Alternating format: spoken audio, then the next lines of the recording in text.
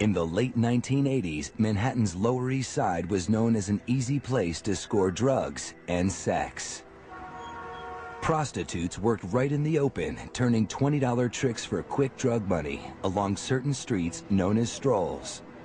A stroll is where prostitutes ply their trade, where they're known to congregate, and the Johns can find them and do their business and get picked up. But one of those Johns was after more than cheap sex. He was out for blood. Tragedy happens in lives. Unfortunately, it was their lives. The world wouldn't know his name until after his killing spree had ended. Now, in a rare prison interview, serial killer Joel Rifkin talks about his sickening crimes down to the smallest detail. I remember while I was strangling in the truck, she had boots on. She was kicking the driver's side door during this whole thing. Over a 4-year period, the sadistic killer patronized hundreds of New York City prostitutes. He strangled 17 of them with his bare hands. Why those 17 beats me. He discarded their bodies in remote areas or dumped them into local rivers. Some he dismembered. Cutting up a body, yeah, it's grotesque and repugnant to most people, but it's at a level less than the actual killing. No one knew about his cold-blooded killing spree. Not the police, not the press, not the public, not even the prostitutes themselves. People in that environment almost go virtually unreported and slip through the cracks. 22-year-old Tiffany Bresciani was his last victim. She was just very happy and beautiful and loved people. Tiffany had moved from Louisiana to New York to become an actress or a dancer. But instead of finding Broadway's bright lights, the city's dark side got her first. To support a drug addiction, she turned to prostitution. I still have that heartache, you know, it never goes away. There's that empty feeling sometimes, you know, without her. In spite of her troubles, Tiffany remained in close touch with her mother. But in June of 1993, she stopped calling home. She'd call about 3 times a week, you know. We really kept in touch that week that it happened. I said, did she call yet? And I had the most awful feeling. What happened to Tiffany might never have been discovered if not for Trooper Sean Ruane of the New York State Police Department. Early in the morning of June 28th, Ruane was patrolling Long Island's Southern State Parkway when a pickup truck caught his attention. I observed a tan Mazda pickup truck with no license plate on the back. We decided to pull the vehicle over. Instead, the driver took off. We're in pursuit of a vehicle, failure to comply. It's not high speed or anything, it's just failure to comply. But before long, Ruane was going nearly 100 miles per hour, trying to keep up with the truck as it sped through Nassau County. Barreling through stop signs and around corners, the driver seemed willing to do anything to get away. The vehicle actually went up onto 2 wheels, and I thought it was going to actually roll over. Lucky for him, it landed back on 4 wheels.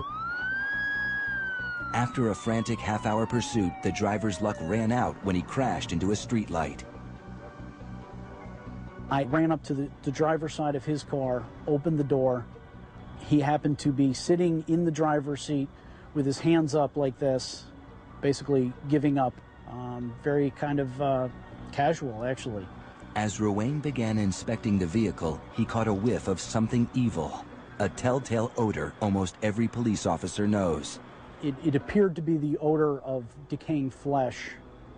In the back of the pickup, Ruane discovered a blue tarp and the horrifying secret it concealed.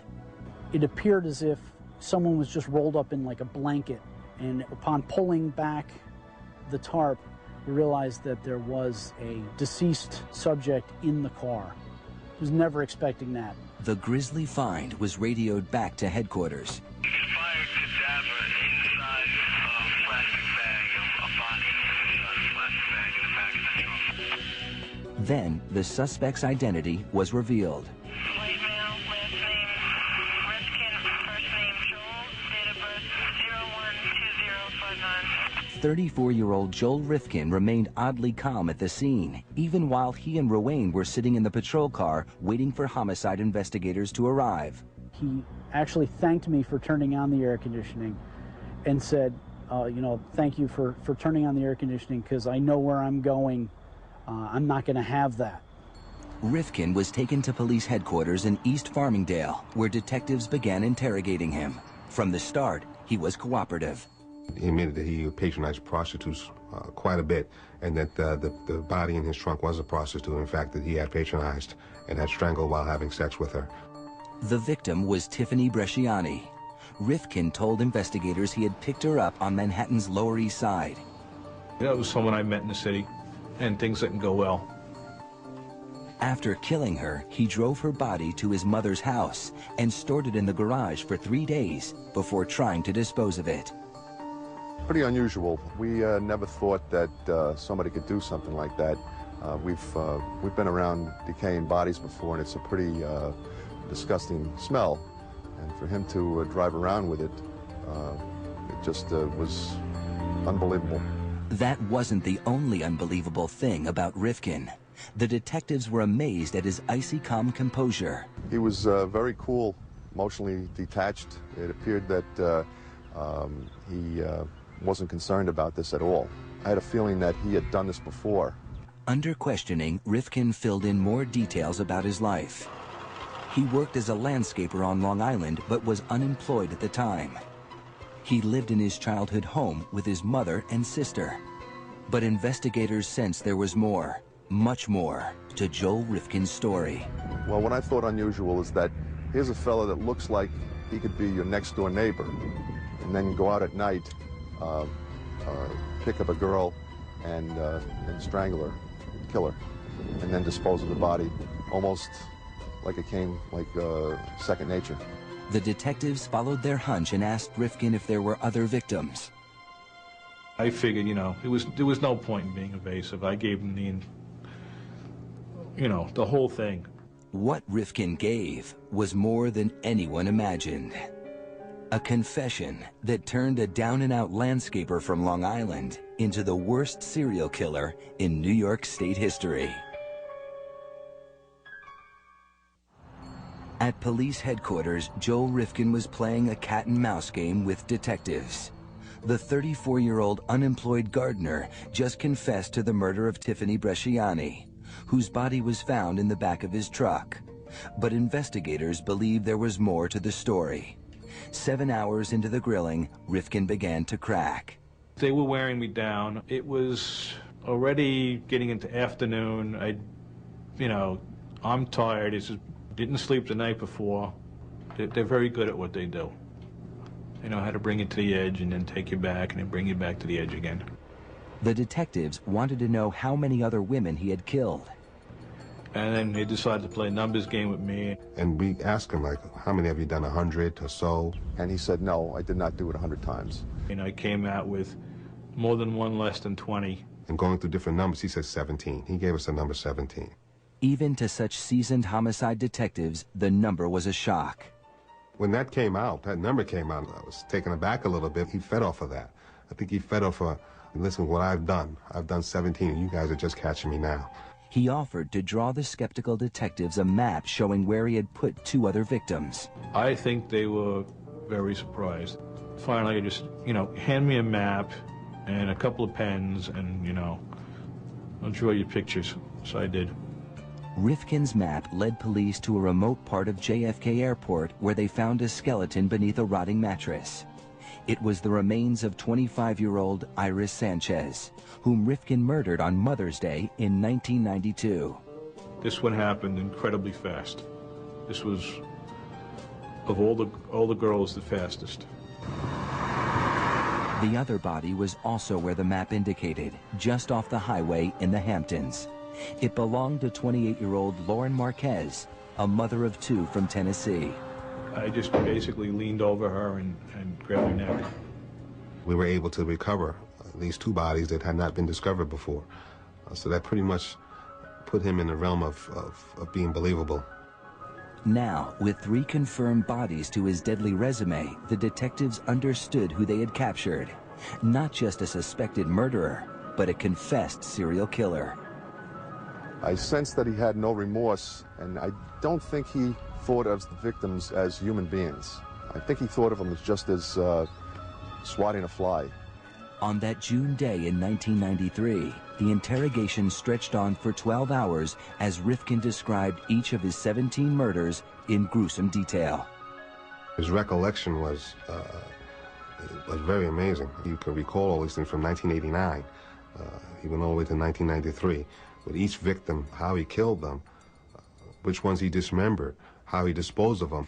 Before the day was out, police executed a search warrant at his childhood home.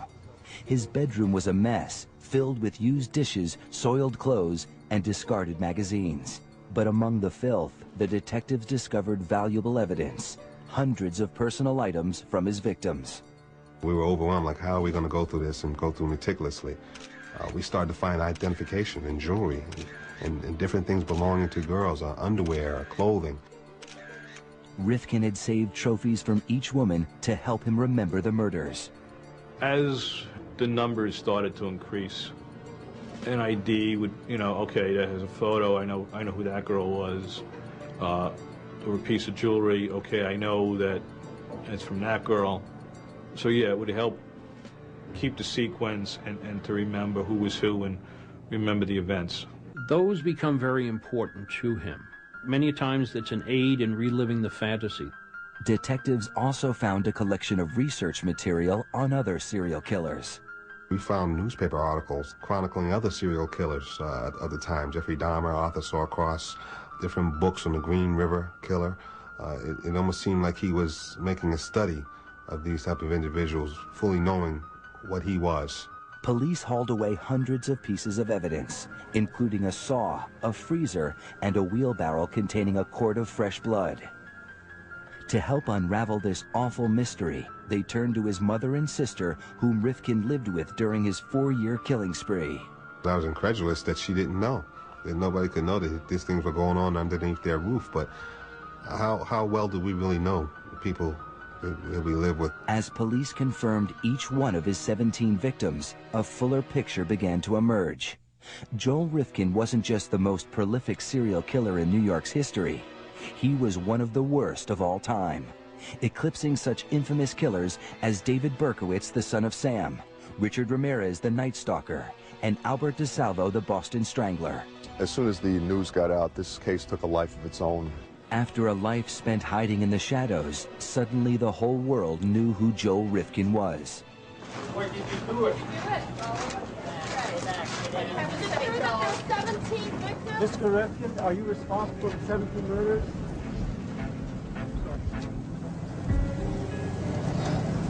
Mr. Rifkin has spoke of 17 homicides that he committed. On June 30th, 1993, New York State Police called a press conference to announce the arrest of serial killer Joel Rifkin. His operation consisted of picking up the woman, having sex with them, killing them, and disposing of them. One question above all seemed most important. Do we have a possible motive at this point? No, we don't. What could have caused such a quiet, unassuming man to kill so many women? Mr. Rifkin seemed like he could be your next-door neighbor, but at nighttime he had an extreme thirst for using prostitutes, and then he went on a killing spree that made him the most prolific serial killer in New York State history. No one would have dreamed Rifkin was destined for such infamy when he was adopted on Valentine's Day 1959 by Ben and Jean Rifkin. By all accounts, his early childhood was filled with love and support. Started out very loving, very, typical. My memories are mostly a few years of home movies and a lot of photographs. As we got older, though, and more of our personalities came out, more and more it became my father's little disappointment. Rifkin's father was a standout athlete and math whiz in college who had gone on to become a successful engineer at Brookhaven National Laboratory. He grew impatient with his son Joel, who had a high IQ of 128 but was plagued with severe dyslexia and coordination problems. Like every father, he's very excited about teaching me sports. He tried teaching me how to throw a football, which was his sport in high school. Oh, I couldn't catch the thing. And he just got, after a year or two, he got extremely frustrated. And that was that, no more football. Rifkin also had trouble connecting with children his age. By the time he entered school, he was constantly tormented by bullies, often in front of girls. Anybody who wanted to make a reputation as a tough or, you know, one of the local hoods, I was one of the first guys they looked for. And it was rough at times. To escape the abuse, Rifkin became cunning, devising strategies to avoid people. I was one of the last people in the building, which I was almost always late for class, and I was one of the last people to leave the building. If everybody's gone, it's safe to go. Isolated at school and at home, Rifkin retreated to his bedroom, the one place he felt safe. There, behind closed doors, his deviant ideas came to life. I develop, if I'm that type of person, a fantasy life. And I'm in my room or in my private place with this fantasy life where no one attacks me, no one makes fun of me. I'm in charge, I'm in control of that. And if that feels good, I'll continue that fantasy life, I'll elaborate on it. Rifkin's fantasy life began to overpower his hold on reality. After seeing the Alfred Hitchcock movie Frenzy as a teenager, he developed a sexual obsession with strangling women.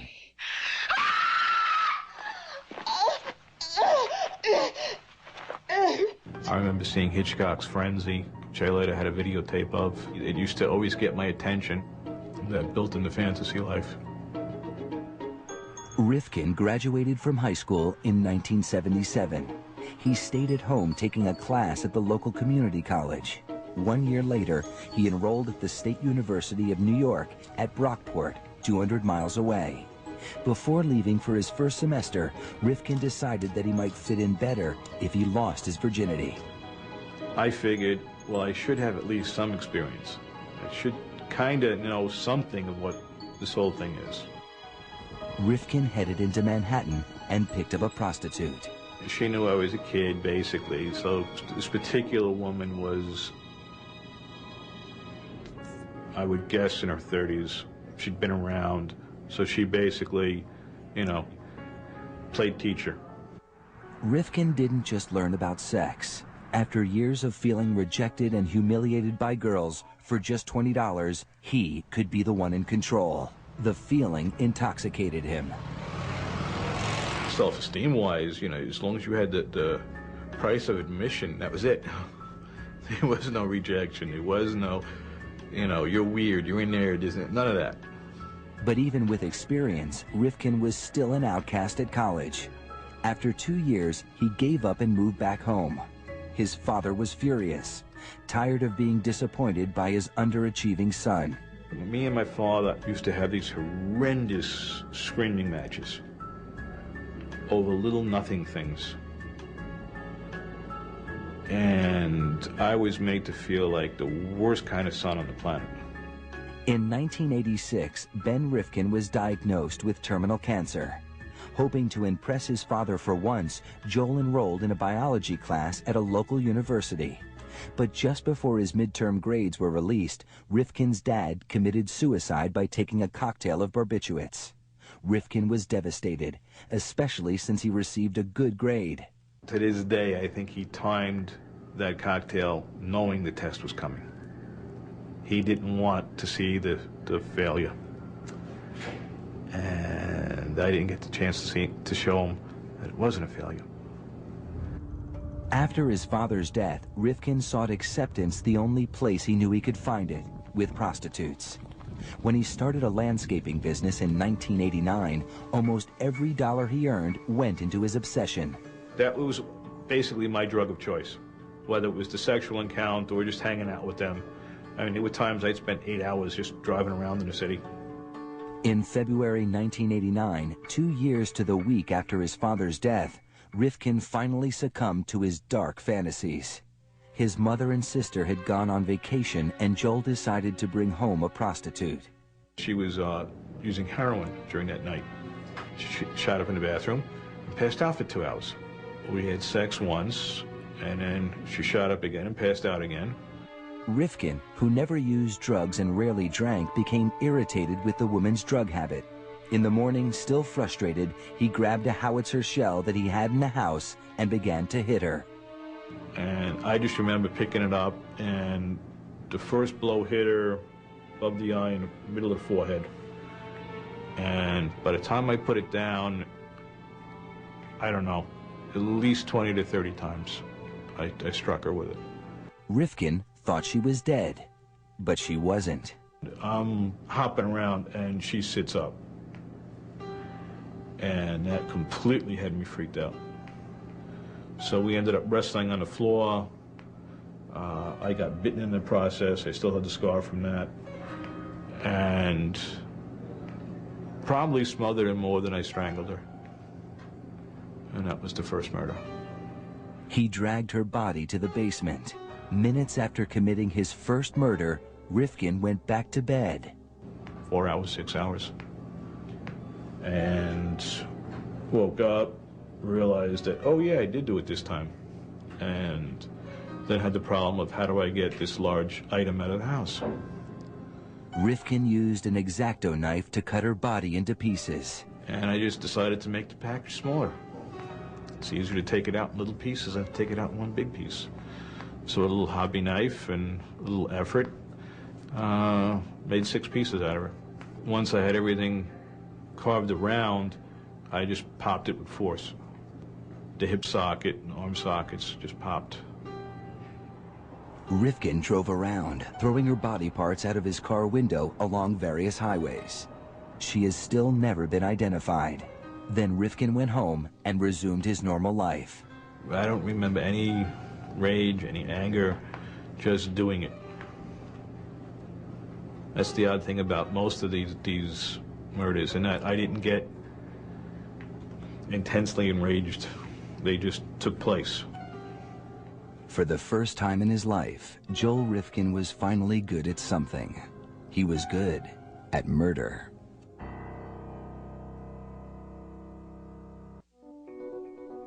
After the first murder, Joel Rifkin was terrified of getting caught. Whoa, I can't believe I did this, and it was driving down the block, I'm counting the cars. Yeah, that car belongs there, that car belongs there. You know, looking for the odd car, driving past the house, circling back, you know, all this paranoia stuff. But he kept his dark secret to himself and returned to his regular routine of living at home, mowing lawns, and seeing prostitutes. He vowed never to kill again. I really, throughout that whole time before the next one happened, was, okay, that's not going to happen again. We're done with that. That was just, you know, had a bad day. But he couldn't stop thinking about the murder, especially during sex. For a year and a half, he was able to hold off the urge. Then his mother and sister went away again, and he brought home another prostitute. Her name was Julia Blackbird. There were other girls in that interval also who I'd brought to the house, and they were all still around, as far as I know. So I don't really know what the particular spark was. They spent the night at his home, then early the next morning drove to an ATM to get money. But Rifkin's checking account was empty, so they headed back home. I needed to wait for the bank to open so they could manually check my balance. So we went back to the house, and we had to kill about an hour and a half. Yeah, good choice of words.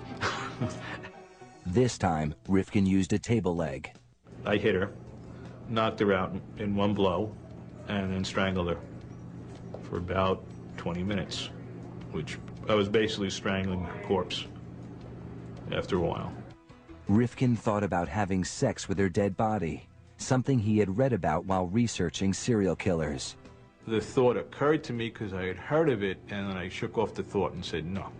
Now I'm making this dividing line in my head. All right, I just killed somebody, but no, I won't do this next thing. I won't, you know, which is, I don't know, it's odd, but the whole thing is odd. Everyone likes to feel that they're a little bit above the lower portions of society. So I'm not as low as a necrophiliac, I'm just a serial killer. Rifkin dismembered her body in the basement. This time he sealed the pieces in cement and dumped them in the water. They went into various channels and rivers along New York City. To the best of my knowledge, they haven't found anything. The second victim also hasn't been located. He kept some jewelry, costume jewelry from this victim. Now, a killer for the second time, Rifkin became emboldened. Just 4 months later, he struck again. The third victim, which we know as Barbara Jacobs, a white female about 32 years old, he picked up Barbara at 12th Street and 2nd Avenue in New York City. Like the others, he killed Barbara at his home in East Meadow. We had sex in the guest bedroom, and she went to sleep, and I was up and roaming the house. Debated with myself if I really wanted to hurt her or kill her, and eventually that impulse was too strong, and I picked something heavy up again, hit her on the side of the head, and strangled her on the floor. Rifkin kept her body in the basement for 2 days. The body had just begun to change. It looked like it was bloating, so I became afraid to cut it. So I found a mattress box, or some kind of narrow, long box, rectangle. So I slid her into that and dropped it in the Hudson River. Her body was found shortly afterwards, but never identified, remaining a Jane Doe until after his arrest. Rifkin didn't care. They were objects. You know, I didn't think of them as having anything else but drug habits and, you know, sex for money. In my mind, they never had families, never had anything. These killers, over and over again, have an abnormal need for power and control. We all like a certain level of power and control, but they have an abnormal need for it. Why? Because it was taken away in their earlier years. So now they're going to react, and now they're going to try to overcompensate for that. Self-employed, with no friends or social life, Rifkin was able to carry on with impunity. His family left him alone and didn't ask questions. Mom was like, hey, as long as he's not moping, as long as he's out doing something. His family pretty much were resigned to the fact that the type of person he was, a loner, kept to himself a lot up in his room. He would be out roaming at all hours of the night. That was a normal course for him, as far as the family was concerned. A few of the women actually escaped his death grip, unaware of his fatal intentions. One girl she managed to hook her foot around and lift me up to the roof of the car. And broke contact, and I'm basically dangling like a bug. And I relaxed, she relaxed, and she was like, I gotta quit doing this. And of course, you're probably like me, I gotta quit doing this, and the next night she's back out and I'm back out. The first 3 murders had occurred with long intervals between them. But his 4th victim, 22-year-old Mary Ellen DeLuca, happened just a few weeks later. Rifkin says he didn't even intend to kill her. We ended up in a hotel room. My thinking was, 2 people walk into a hotel room, 2 people have to come out of a hotel room. So I was looking for ways to avoid the killing. In the room, DeLuca began to lament about her life. She was saying stories of how she had just come out of rehab and now she's getting stoned again, and her life is crap, and this has got to stop, and I wish I was dead. And I was like, she didn't have to say much more after that. Rifkin grabbed her throat. So we didn't even have any sex. Nice, the heck with it. Never even started the sex act, just strangled her. Now he had a problem. He had to get DeLuca's body out of the motel without anyone seeing. Pulled the curtains down, do not disturb on the door, and I went shopping for a trunk like a kid takes to summer camp. He got the idea to use a trunk from the same Alfred Hitchcock movie that gave him his first sadistic fantasy. That idea I lifted from Frenzy. The idea worked. Her body, partially decomposed body, was found on October 1st, 1991, adjacent to a rest area in Route 32 in upstate town of Cornwall, New York. Rifkin was not only killing more frequently, he was getting better at it. But he wouldn't get away with it forever. As the body count grew, Joel Rifkin began taking bigger chances. He murdered his 5th victim, 21-year-old Yun Lee, in his truck near the Williamsburg Bridge. I just grabbed her by the neck and didn't let go. It was broad daylight. Rifkin propped Yun Lee's body up in the passenger seat and took the expressway back to Long Island. I had to get gas. So I pulled into self-service gas station there with body on the front seat. He drove to a work lot where he stored gardening equipment and put her body in the same steamer trunk he had used to hide his previous victim. Then, Rifkin returned to the city and dumped the trunk in the Harlem River. Her partially decomposed body was found in the body of water off Randall's Island in New York City. Just days later, he killed again. Victim number 6's body has never been recovered. He strangled this female who had sandy-colored hair. He placed her in a metal drum, and he placed this drum in the Harlem River. While disposing of this still unidentified victim, Rifkin was nearly caught by 2 police officers. I roll the barrel off, splash, turn around, and there's a flashlight. And it's 2 of New York City's finest. What are you doing? He told the officers he'd been scavenging for car parts. The cops let him go. That was the type of thing, yeah. Rifkin went on to kill 11 more women. His murders didn't stand out in a city that was averaging 2,000 homicides a year. The multitude of cases and homicide cases and victims that in New York City, a jurisdiction like New York City gets, this is just an unfortunate thing sometimes. By the end of 1991, his 3rd year of killing, Rifkin had murdered 7 women. In the next year alone, 1992, he killed 8 more. I'm not even thinking about it anymore. Some of these other girls, it just didn't take anything. Very almost automatic. All of his victims were strangled. Joel Rifkin is a true sexual sadist. That thrill that he gets, it gets intermingled in sex. But again, keep in mind that tremendous feeling of power and control he would have strangling a defenseless prostitute. By discarding the bodies over a wide area, Rifkin kept police from connecting the murders. Nobody Rifkin knew suspected anything either. If you met Joel on the street, you would think that he was an unassuming guy. I don't think you'd take a second glance at him. Then, in late June 1993, Rifkin picked up his last victim, Tiffany Bresciani, while driving his mother's Toyota. He strangled her in the back seat and drove home. She's naked. I threw some car mats on her. I remember passing a tour bus, deciding it's not a good road.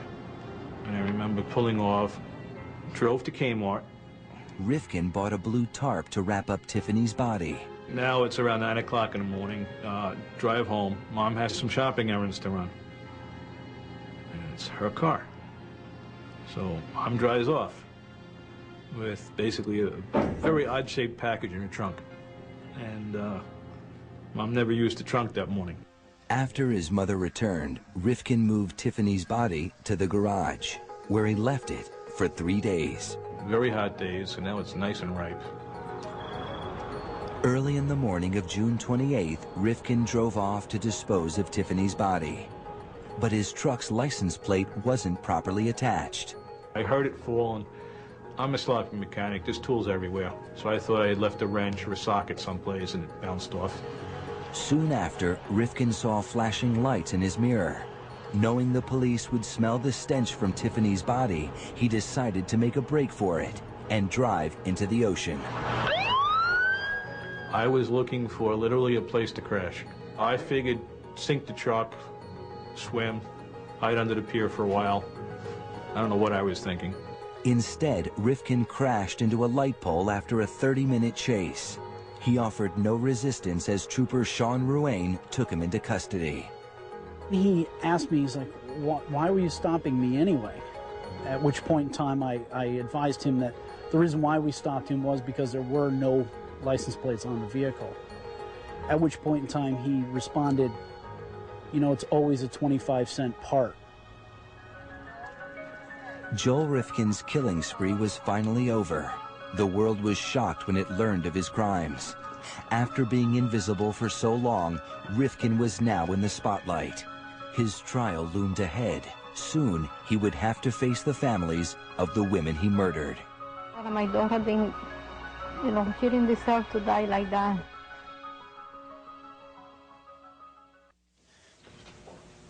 I'm not guilty. Unlike his victims, Joel Rifkin would not have to fight for his life at any of his trials. New York did not have the death penalty at the time. But faced with his own damning confession, Rifkin had few choices when he went on trial for the murder of Tiffany Bresciani in 1994. On the advice of his lawyers, he pleaded not guilty by reason of insanity. The insanity defense at that point loomed as the most viable course to pursue if we were going to, in some way, try to impress upon the jury that Joel truly didn't appreciate the consequences of his actions. Rifkin's attorneys fought to suppress his confession, arguing that it was coerced. Rifkin insists he asked for a lawyer several times during questioning. I asked for an attorney about 20 times, but when it comes to, I guess, a crime this heinous, constitutional rights get forgotten about. It's not unusual afterwards for the defendants to make all sorts of claims about what they asked for or what the police did or said to them. His confession was ruled admissible. 10 months after Rifkin's arrest, the trial began. The prosecution portrayed Rifkin as a cunning killer who knew exactly what he was doing and went to great lengths to hide his crimes. He was bright enough to be able to pick the type of victims that would not be noticed missing right away, to do it, to kill these people in areas that would provide him with seclusion, and dispose of the bodies in such a way that law enforcement wouldn't be able to put one together with another. They also depicted him as a sexual sadist. He got sexual pleasure not only in killing these young women, but in keeping items from them, their identification cards, items of their clothing, some jewelry, and reliving that pleasurable experience of killing them in the secrecy of his room by holding and looking at all these items that he had stolen from them. As terrible as it is, what more power do you have over someone than life and death when you're strangling them? The defense argued that Rifkin was a paranoid schizophrenic, legally insane, and incapable of comprehending the consequences of his actions. We were claiming that he was laboring under such a pernicious disease that he really wasn't appreciative of what he was doing. Tiffany Bresciani's mother testified at the trial. I knew I had to take a stand not only for my daughter, but for all women in the world. The mothers of 2 other victims were constant fixtures at the courthouse, demanding justice. They wouldn't let me do it, I'll kill him myself. Rifkin's mother was there as well, standing by her adopted son in spite of his gruesome crimes. I didn't know what unconditional love was until my arrest. In the courtroom, Rifkin appeared disinterested, falling asleep several times during the trial. After 2 weeks, both sides made their closing arguments. The dead, even though disposed of, were dates to Joel Rifkin. His mind never drew the connection between what was real, what was fantasy, what was life, what was death. He knew when he killed Tiffany Bresciani that he was a serial killer. He knew it. He was studying it. He was reading about it. He had articles on Jeffrey Dahmer and Arthur Shawcross and others in his room. And he was doing it to satisfy his own sexual perversions. The case went to the jury. 2 hours later, the verdict was in. As to count 1, murder in the 2nd degree, what is your verdict? Guilty. At sentencing, the judge gave Rifkin the maximum. You have been found to have knowingly committed the most heinous act one can commit against a fellow human being, the taking of a life. You, Joel Rifkin, are hereby sentenced to an indeterminate term of imprisonment with a minimum of 25 years and a maximum of your natural lifetime. I don't hate him. I don't hate anybody. I just can't understand that. It's still a shock to me. I don't understand it. Over the next 2 years, he entered guilty pleas to 8 more murders. In 1996, when he was sentenced for the murder of Iris Sanchez, Rifkin offered his first apology. What I have done can never be forgiven, but I ask you to believe me when I tell you that I will never understand the part of me that caused me to do these terrible things to your children. Not only will I go to my death reliving these horrors, but I will go there never knowing why I did them at all. You all think that I am nothing but a monster, and you are right. Part of me must be. The judge was unmoved. Mr. Rifkin, in case there is such a thing as reincarnation, I want to be sure that you spend your second life in prison also. In all, Joel Rifkin was sentenced to more than 200 years in prison. Today, he has nothing but time to contemplate his crimes. I really didn't get a firmer grasp of what I did until around 9/11, when people were putting posters up looking for loved ones, and that made me realize, yes, there are families and what the families went through, and it changed perspective on a lot of it. Because many serial killers were abused as children, psychiatrists looked there for the source of Rifkin's violent impulses. But with such a normal childhood, Rifkin himself says he doesn't know why he turned into such a monster. They're looking for the cigarette burns, they're looking for the broken bones, and it's just not there. And that's one of the big mysteries for them and me. I'm not 100% evil, and I'm not 100%, not. It's a mix, unfortunately. After taking antidepressants prescribed by prison doctors, Rifkin says he now sees his crimes in a different light. Now the memories are the reverse of fantasies. Now I wake up. Now it's like a kid waking up from a nightmare. They come and I wake up and get something to read to distract myself. But Rifkin also says he can't guarantee, if he had the chance, that he wouldn't kill again. The honest answer is I don't know. I don't know if I was released if I'd ever kill again. I might.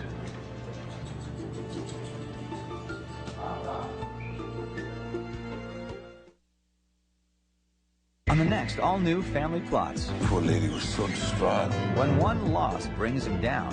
He'll dwell about this lady's death for the rest of the day. One life can cheer him up.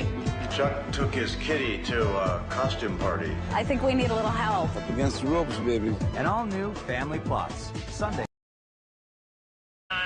34-year-old Joel Rifkin remained oddly calm at the scene, even while he and Rowane were sitting in the patrol car waiting for homicide investigators to arrive. He actually thanked me for turning on the air conditioning and said, thank you for turning on the air conditioning, because I know where I'm going. I'm not going to have that. Rifkin was taken to police headquarters in East Farmingdale, where detectives began interrogating him. From the start, he was cooperative. He admitted that he patronized prostitutes quite a bit, and that the body in his trunk was a prostitute, in fact, that he had patronized and had strangled while having sex with her. The victim was Tiffany Bresciani. Rifkin told investigators he had picked her up on Manhattan's Lower East Side. That was someone I met in the city, and things didn't go well. After killing her, he drove her body to his mother's house and stored it in the garage for 3 days before trying to dispose of it. Pretty unusual. We never thought that somebody could do something like that. We've been around decaying bodies before, and it's a pretty disgusting smell. And for him to drive around with it, it just was.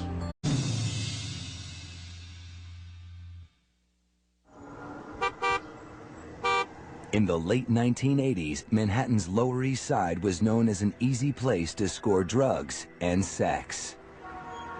Prostitutes worked right in the open, turning $20 tricks for quick drug money along certain streets known as strolls. A stroll is where prostitutes ply their trade, where they're known to congregate, and the Johns can find them and do their business and get picked up.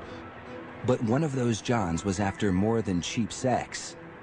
He was out for blood. Tragedy happens in lives. Unfortunately, it was their lives. The world wouldn't know his name until after his killing spree had ended. Now, in a rare prison interview, serial killer Joel Rifkin talks about his sickening crimes down to the smallest detail. I remember while I was strangling in the truck, she had boots on. She was kicking the driver's side door during this whole thing. Over a 4-year period, the sadistic killer patronized hundreds of New York City prostitutes.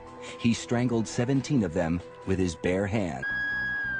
After a frantic half-hour pursuit, the driver's luck ran out when he crashed into a streetlight. I ran up to the driver's side of his car, opened the door.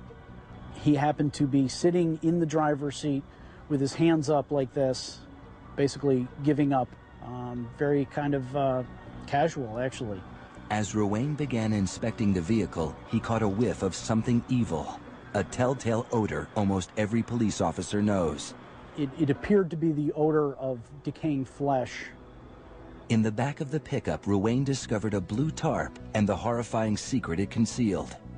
It appeared as if someone was just rolled up in like a blanket, and upon pulling back the tarp, we realized that there was a deceased subject in the car. I was never expecting that.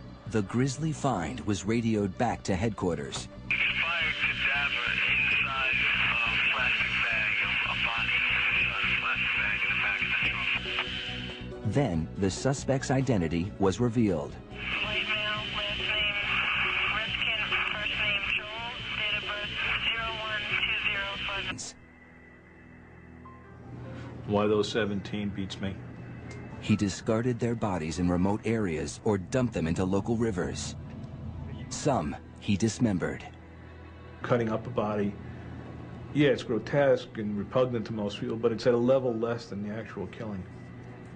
No one knew about his cold-blooded killing spree. Not the police, not the press, not the public, not even the prostitutes themselves. People in that environment almost go virtually unreported and slip through the cracks. 22-year-old Tiffany Bresciani was his last victim. She was just very happy and beautiful and loved people. Tiffany had moved from Louisiana to New York to become an actress or a dancer. But instead of finding Broadway's bright lights, the city's dark side got her first. To support a drug addiction, she turned to prostitution. I still have that heartache, you know, it never goes away. There's that empty feeling sometimes, you know, without her. In spite of her troubles, Tiffany remained in close touch with her mother. But in June of 1993, she stopped calling home.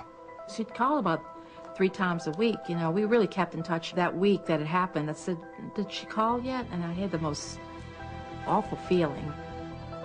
What happened to Tiffany might never have been discovered if not for Trooper Sean Ruane of the New York State Police Department. Early in the morning of June 28th, Ruane was patrolling Long Island's Southern State Parkway when a pickup truck caught his attention. I observed a tan Mazda pickup truck with no license plate on the back. We decided to pull the vehicle over. Instead, the driver took off. We're in pursuit of a vehicle, failure to comply. It's not high speed or anything, it's just failure to comply. But before long, Ruane was going nearly 100 miles per hour, trying to keep up with the truck as it sped through Nassau County. Barreling through stop signs and around corners, the driver seemed willing to do anything to get away. The vehicle actually went up onto 2 wheels, and I thought it was going to actually roll over. Lucky for him, it landed back on 4 wheels.